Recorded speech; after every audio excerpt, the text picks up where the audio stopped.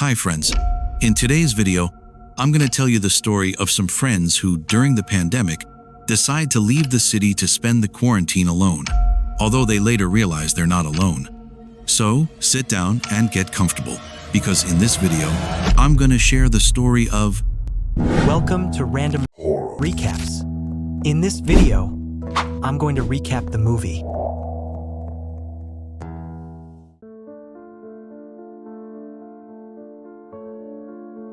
During the pandemic, a guy named Tyler receives a message from an anonymous stalker inviting him to a party while he was shopping at the supermarket. He asks who it is, but the stalker tells him to guess. Tyler tells him to get lost, and while he's in line to pay, he realizes the stalker is standing behind him. Scared, he leaves the store, and when he gets into his car, the stalker calls him. Who the is this? Tyler tells him to get lost again and drives to his apartment.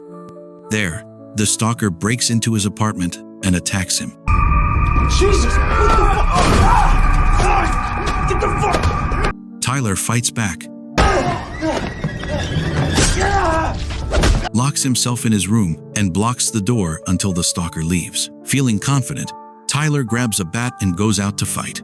Let's do this! But the stalker ends up winning.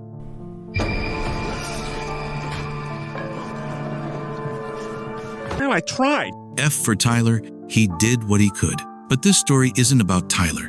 It's about Parker Marson, a girl who takes her best friend, Miri Woodlow, to her family's lake house to spend the quarantine in a more fun way for both of them. Oh, that's nice. But first, they have to post it on Instagram. When Miri sees her friend without a mask, she asks her to put it on. Though Parker doesn't want to because she says she has no symptoms, she complies and drives to the lake house. Upon arriving, Miri is thrilled to see the house and know they're far from everyone, so they can't get infected. The nearest neighbor is 2 miles away, so they're completely alone. At that moment, Parker also gets an anonymous message from the stalker that says, "Having fun?" She asks who it is but doesn't give it much thought. Later, after unpacking their things, they go to the dock to sunbathe. At the dock, the stalker sends another message that says, "Jump in. Water's fine." Stop it. Get some help. Parker shows the message to Miri. Though both are uneasy, they think it might be someone they know trying to mess with them since they posted they'd be at a lake. To brush it off, Parker just blocks the number and that's that.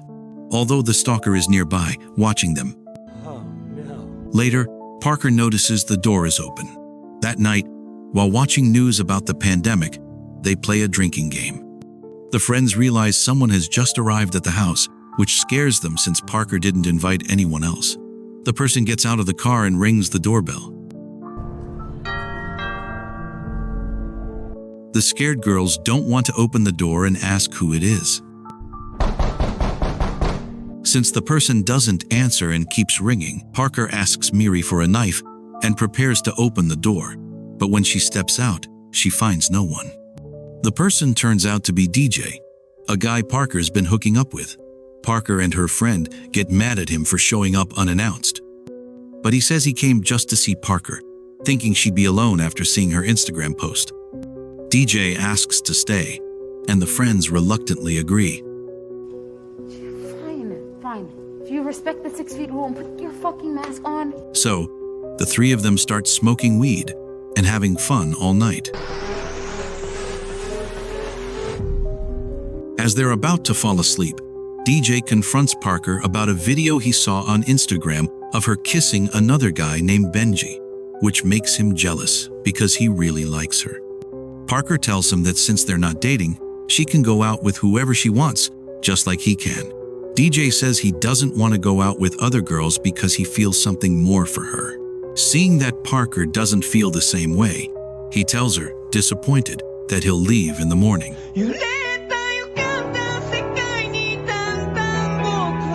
Meanwhile, the stalker is still there in the shadows, watching them. When DJ goes to his car to get his things, the stalker takes the opportunity to sneak into the house without anyone noticing.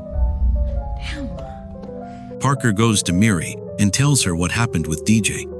Though Miri notices that DJ genuinely cares for her friend, she knows Parker won't have the same feelings for him because she's someone who doesn't want emotional attachments with anyone. While they're talking, the stalker keeps moving through the house without anyone noticing. How does no one notice him? He's right there. Don't you hear his footsteps? Anyway, the three go to sleep in different parts of the house, and the stalker takes the chance to steal their phones. DJ wakes up feeling a presence and realizes his phone is gone. When he looks for it, music starts playing, which also wakes Parker. She looks for DJ, thinking it was him, but he covers her mouth to keep her quiet because he realizes someone's in the house.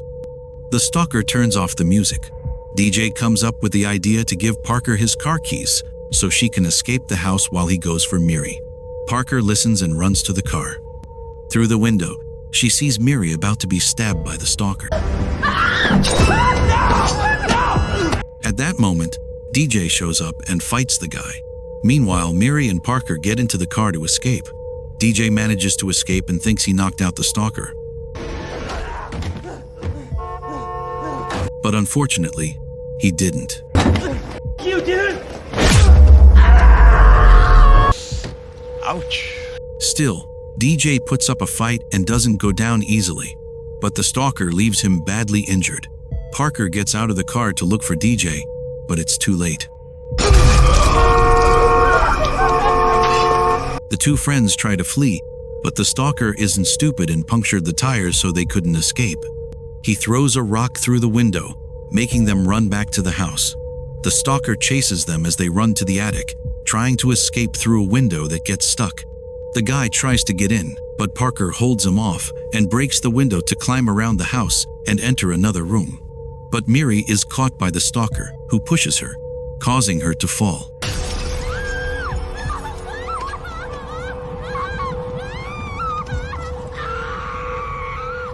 Realizing this, Parker goes down to find her friend, but the psychopath finds her. She looks for something to defend herself with, but the stalker doesn't let her. Parker throws whatever she finds at him and hits him in the head with a kitchen item until she kills him. One more. That was easy. And that's it. She killed the villain, and the movie ends here.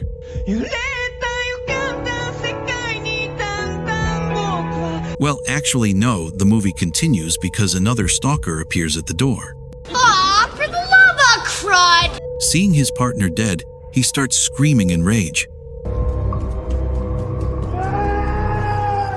Parker takes the chance to find Miri, who has a broken leg. Parker tells her there's another killer and asks her to play dead so he won't hurt her.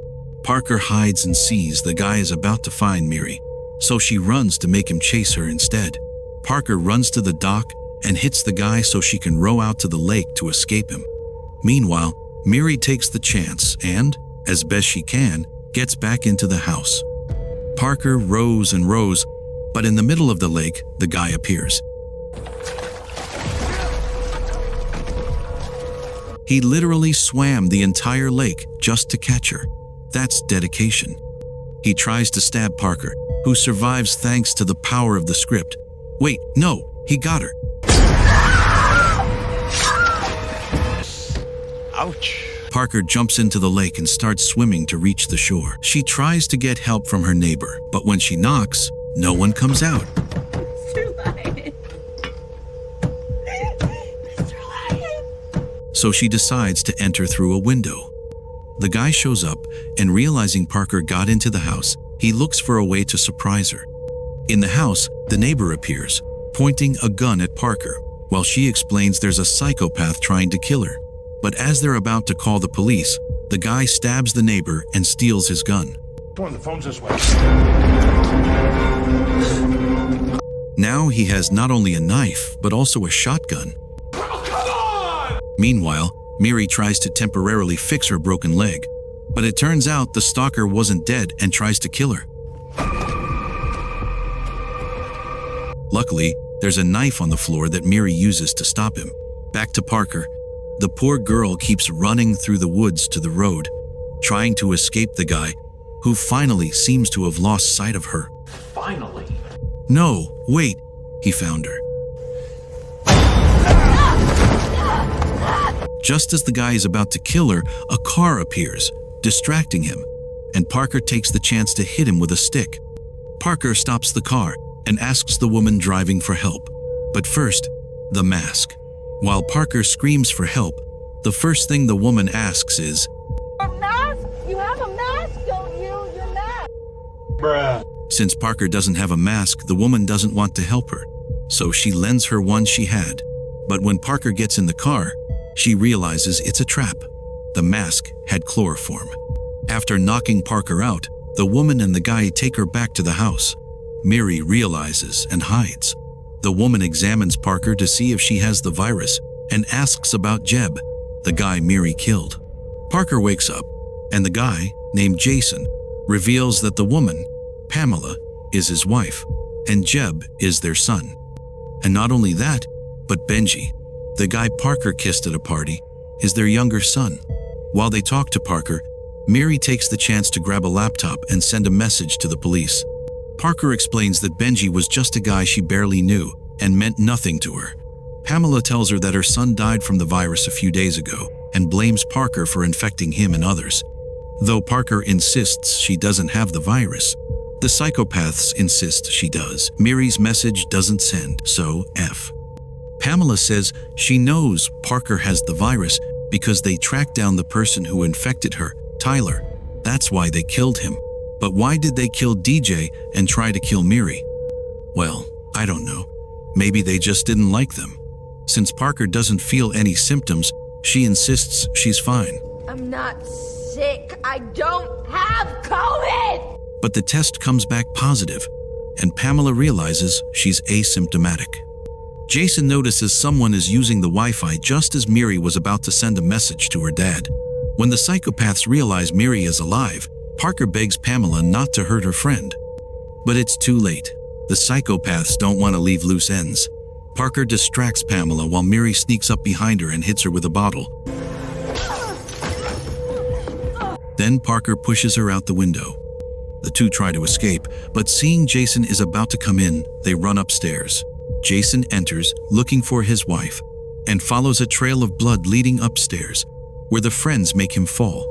And that's the end of him.